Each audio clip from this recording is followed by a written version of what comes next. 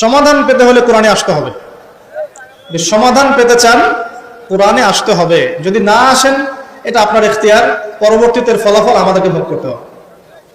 আল্লাহ পাক আমাদের সবাইকে কোরআন এবং সুন্নাহ মাফিক জীবন গড়ার তৌফিক দান করুন। একটা খালি পয়েন্ট বললাম, দেখেন ইকোনমিক্সের দুরবস্থা দূর করারও ফর্মুলা কোরআনে পাওয়া গেছে। আগেকার মুসলিমদের অবস্থা বলছি, জ্যোতির্বিজ্ঞানে অনেক কথা হয় না, এই গ্রহে নাসাই পাঠাচ্ছে সেই পাঠাচ্ছে, ভালো করে পড়ে দেখবেন জ্যোতির্বিজ্ঞানের মূল নীতিগুলো সূত্রগুলো দিয়েছে মুসলিমরা। মেডিকেল সায়েন্সে অনেক কথা হয়, মেডিকেল সায়েন্স এগিয়ে যাচ্ছে, মেডিকেল সায়েন্সের মূল নীতিগুলো দিয়েছে মুসলিমরা। এই কেমিস্ট্রি তোমরা পড়ো পর্যায় সারণী, মূলনীতি দিয়েছে মুসলিমরা। এই যে আমরা যে ল্যাপটপ চালাই, ইন্টারনেট চালাই, হ্যাঁ ডিজিটাল যত কিছু চালাই, এর জন্য প্রয়োজন হচ্ছে অ্যালগোরিদম। কিসের অ্যালগোরিদম? এই অ্যালগোরিদম আবিষ্কার করেছে মুসলিমরা।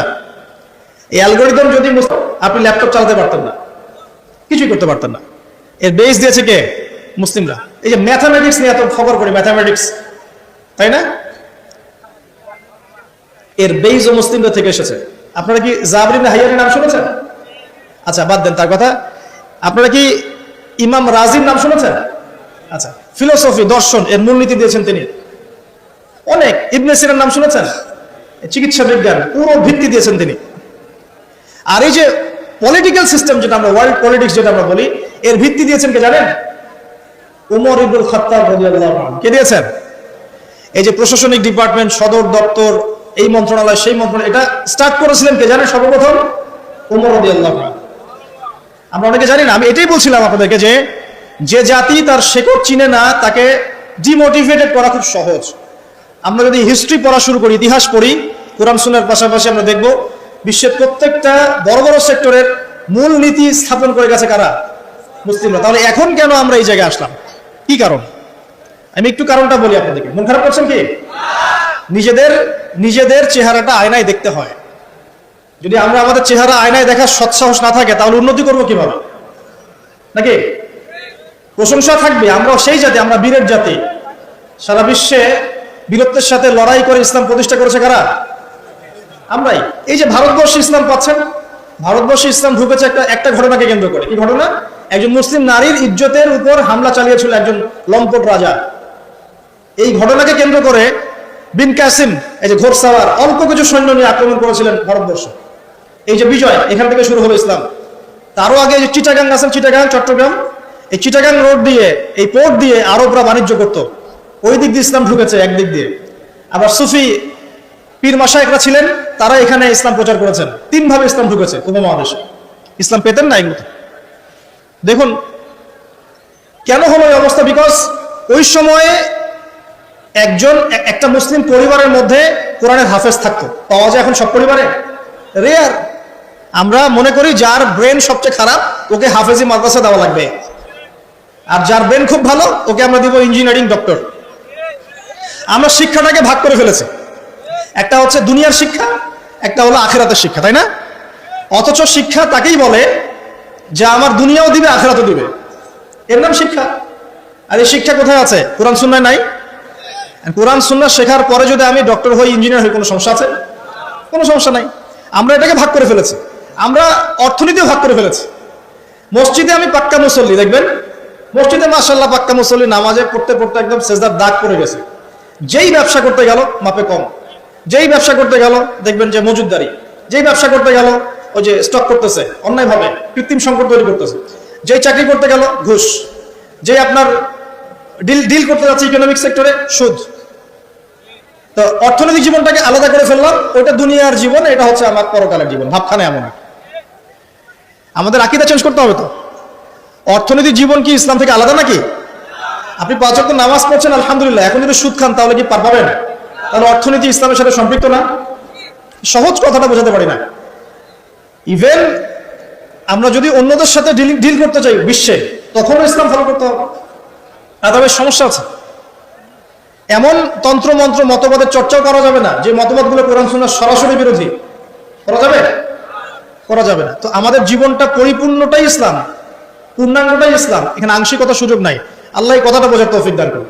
আজকের মাহফিলে একটা কথাও যদি নিয়ে যেতে পারেন, ইসলাম হচ্ছে একটা পরিপূর্ণ জীবন ব্যবস্থা না।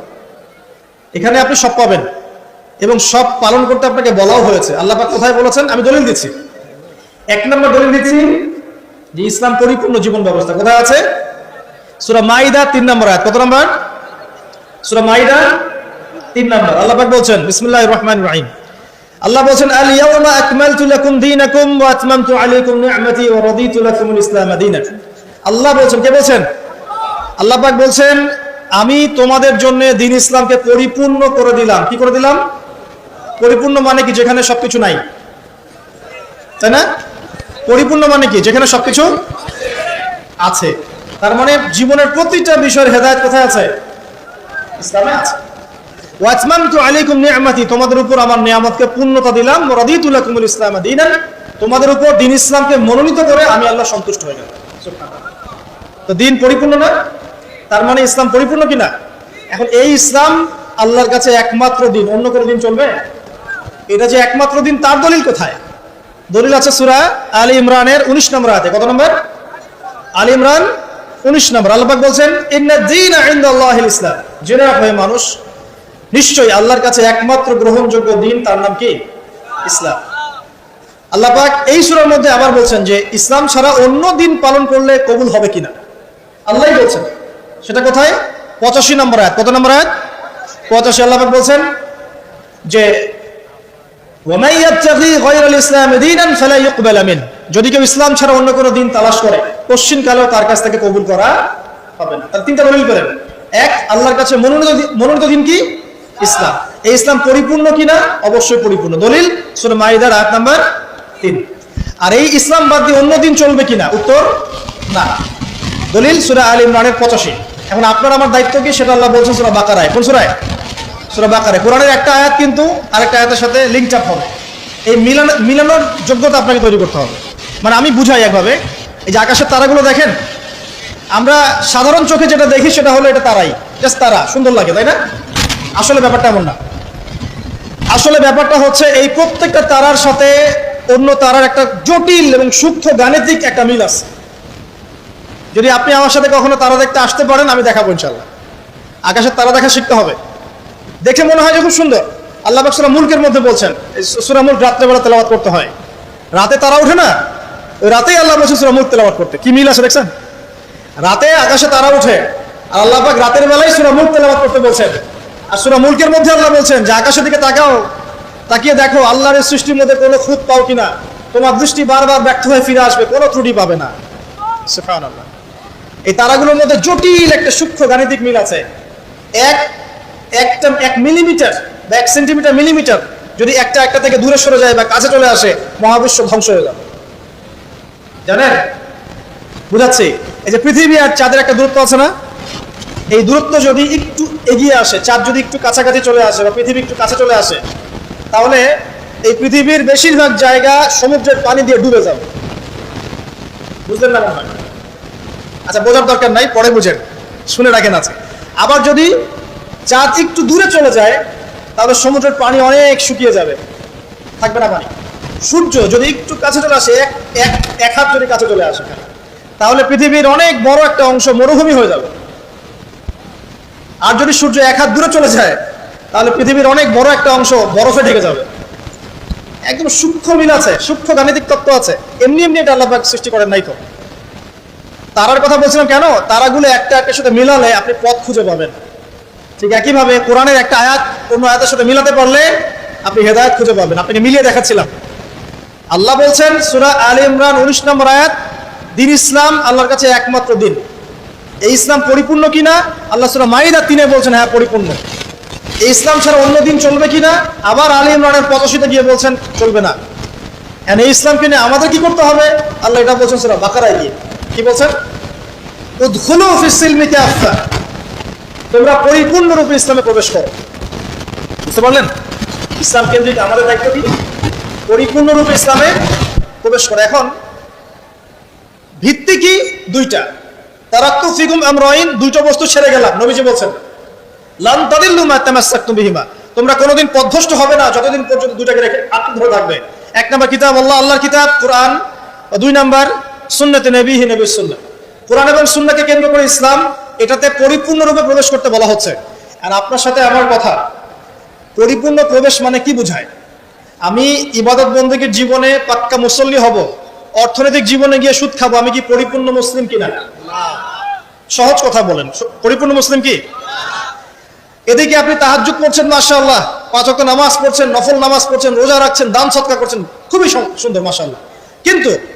কিন্তু আপনি অন্যের সম্পদ অন্যায়ভাবে হরণ করছেন, মুসলিম হবে পরিপূর্ণ? একটা পরিবারের কর্তা, মাশাআল্লাহ, দিনদার, চিল্লা দিয়ে লাগাচ্ছেন, মাশাআল্লাহ, দিনের দায়ী, সবকিছু ঠিক আছে। এখন পরিবারের সেই লোকের স্ত্রী পর্দা করে না, ওই লোকের মেয়ে বেপর্দায় ঘোরাফেরা করে, ওই লোকের ছেলে মাদকাসক্ত, এই পরিবারটা কি পরিপূর্ণ ইসলামিক পরিবার কিনা? একইভাবে আমরা যারা টুকটাক জুমার নামাজ পড়তে আসি, হজ করি, উমরা করি, 5 ওয়াক্ত নামাজ ঠিকঠাক মতো পড়ি না, কোরআন তেলাওয়াতের ফিকির নাই, দুনিয়া নিয়ে ব্যস্ত হয়ে আছি, পরকালের চিন্তা কর, তারাও কি পরিপূর্ণ মুসলিম কিনা? তো পরিপূর্ণ মুসলিম বলতে কি বোঝায়, এটার জন্য আপনার কিন্তু পিএইচডি করার দরকার নাই।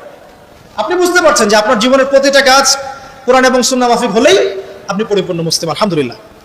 এবং এই কাজটা করার জন্য আপনাকে কিন্তু কেউ বাধাও দিচ্ছে না।